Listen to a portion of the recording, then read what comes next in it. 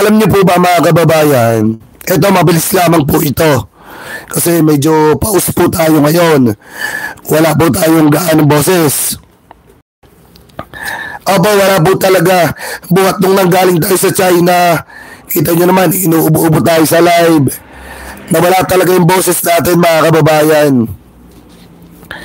So ngayon, ito, pag-usapan po natin, kasi marami nagre-request, marami nagtatanong about po dito sa naging pasabog ni Saldico. Bago po tayo pumunta dun po sa sinabi mga kababayan ni Magalong about po dito kay Saldico, ito play muna natin. I informed Senate dating Speaker Martin Romualdez, Secmina Pangandaman, Yusek Adrian Bersamin, and Yusek Jojo Cadiz na kung pwede 50 billion lang ang ipasok sa program funds dahil so sobra ang DPWH funds versus sa DepEd. In practice, hindi pwede na mas malaki ang budget ng DPWH kaysa edukasyon. And yung balance na 50 billion, ilagay na lang sa program funds for the 2025 budget. Dahil Office of the President din ang nagre-release ng lahat ng unprogram funds. Pagkatapos ng isang araw, para mas maganda, tanggalin ko na lang yung mic. Tanggalin ko na lang mga kababayan. Para lahat yan. Tanggalin ko na lang yan. So makikita nyo mga kababayan dito, dinawit si Presidente. Pinalalabas na si PBBM ang nagutos doon po sa mga nangyaring insertion. Pero maliwanag naman mga kababayan, tandaan po natin na ang Presidente ay may sarili po iyang confidential funds at saka intelligence funds. Ngayon naman mga kababayan, kung gustong gawin talaga ni PBBM, hindi na po niya yan iuutos sa mga congressman at mga senator. Kayang-kaya niya pong gawin yan mga kababayan sa NEP. Kaya nga po kung titingnan niyo mga kababayan na ito yung binabasa dito na script ni Saldico, halos katulad lang din na script na binasa ni Gutesa mga kababayan. Alam niyo po ba yung purpose kung bakit inilabas itong video na ito? Kasi gusto po nilang isabay ito dun sa mga rally mga kababayan na mangyayari po dapat pamula kanina hanggang sa mga susunod na araw para patalsikin etong si Presidente, si PBBM. So ngayon, tuloy pa natin. Tinawagan ako ni Secmina at sinabi ang mensahe ng Pangulo. Ipasok ninyo yan dahil pinangako na sa akin ni Speaker Martin yan at hindi na pwedeng baguhin. Kumbaga, ang utos ng hari hindi pwedeng mabali. So parang ang dating dito mga kababayan, si PBBM, yung nasa likod at pasimuno po ng lahat. Yun yung ginagawa dito ni Saldico. Ewan ko lang kung bakit hindi nagsasalita si Romualdez sa mga sinasabing ito ni Saldico mga kababayan. Napakaliwanag naman na nabanggit din ang pangalan ni Romualdez dito. Dapat kung tutuusin, kinukundina niya din itong mga sinabi ni Saldico mga kababayan laban po kay Presidente.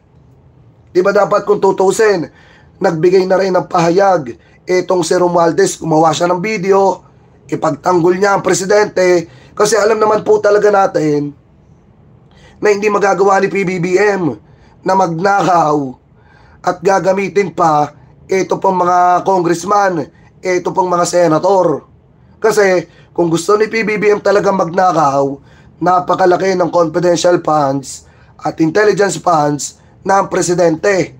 At kung gusto talaga ni PBBM magnakaw ng malinis, pwede niya pong gawin yan sa NEP mga kababayan. Pwede niyang palipalitan yan.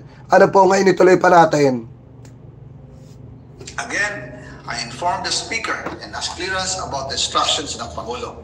At ang sabi niya, wala tayong magagawa. Kaya po nagtataka ako kung bakit sinasabi ni Pangulo na hindi niya makilala ang budget. Samantalang lahat na binawas at dinagdag sa mga ahensya ng gobyerno ay humihingi ng approval sa kanya si Secmina Pangandaman. Ang hirap daw mag-book ngayon, nakaka-deliver. Di ba mga kababayan? Ngayon, Eto isipin nyo, sa tingin nyo, magagawa ni Presidente na mangulimbat ng 100 billion pesos o 100 million, iuutos ba sa mga kongresista katulad ni Saldico? Siyempre hindi. Ngayon, ang nakakapagtaka dito kay Saldico, mukha ata mga kababayan na ibinigay na ni Saldico yung kanyang kaluluwa kay Sara Duterte, sa mga Duterte. Ano po ngayon, ito, pakinggan naman natin ang sinabi ni Magalong.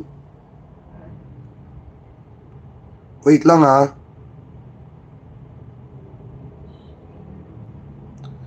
Kasi meron po sinabi si Magalong. Ito talaga, lantaran, bumaliktad si Magalong dito, no? Ayan, no? Ano ba sabi ni Magalong, mga kababayan, dito? Basahin po natin. Magalong pinagtanggol si BBM at binoljak ang buhayang si Saldico. Magalong to Saldico, come home and show solid evidence. Sumagot si Baguio City Mayor Benjamin Magalong sa aligasyon na binabato kay Pangulong Bongbong Marcos tungkol sa 100 billion insertion. Sabi pa dito, sinagot ni Magalong, hindi biro ang accusation ni Saldico sa presidente. Sa mga sumunod na pahayag, kailangan magpakita si Saldico ng matibay ng ebidensya sa Pinas, mga kababayan. So ngayon ito tanong ko sa iyo, Saldico, kung hindi ka garapal at makapal ang mukha mo, bakit hindi ka umuwi ng Pilipinas at harapin mo ang mga matitinding aligasyon laban sa iyo? Diba? Biruin niyo, mga kababayan, hindi naman pipede na inakusahan niya si presidente. Tapos, nasa ibang bansa siya, wala siyang solid na evidence. Ano yung evidence mo, Magalong? Yung mga inilabas mo ng mga maleta. Sapat ba na ebidensya yon? At sapat ba na ebidensya na nagsalita ka pero hindi mo sinumpaan yung mga salaysay na binitawan mo? Hindi pwede yun, mga kababayan. Diba? Kaya para sa akin, much better, Magalong, kung hindi makapal yung pagmumukha mo, umuwi ka ng Pilipinas at harapin mo yung mga matitinding aligasyon laban sa'yo. O tama si Mami ni Chavez Tamore. Ay, naintindihan niyo ba yung boses ko? Medyo nawala eh. Ito, nagsasalabat nga tayo ngayon, oh. Nagsasalabat nga tayo ngayon.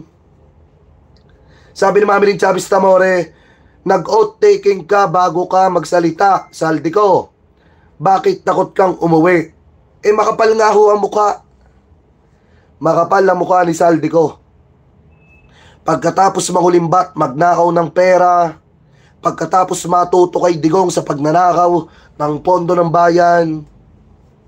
Ngayon, ipapahid lahat ng kasalanan kay Presidente, kay PBBM. At palalabasin nila na si PBBM yung kurap at nasa likod ng maanumalyang flood control. Ito lang naman kasi, mga kababayan, isipin nyo po ha. Kung si PBBM po talaga ang nasa likod ng maanumalyang flood control, bakit niya isisiwalat pa nung una? Bakit pa niya pa iimbestigahan kung alam niya sa sarili niyang tatamaan pala siya?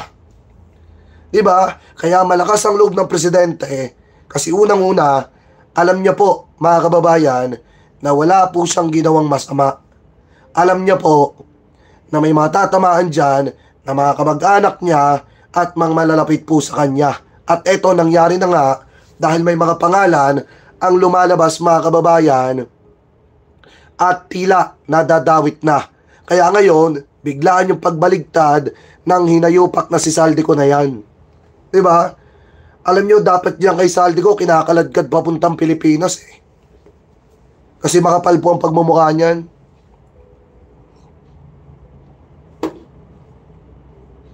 Diba, mga kababayan?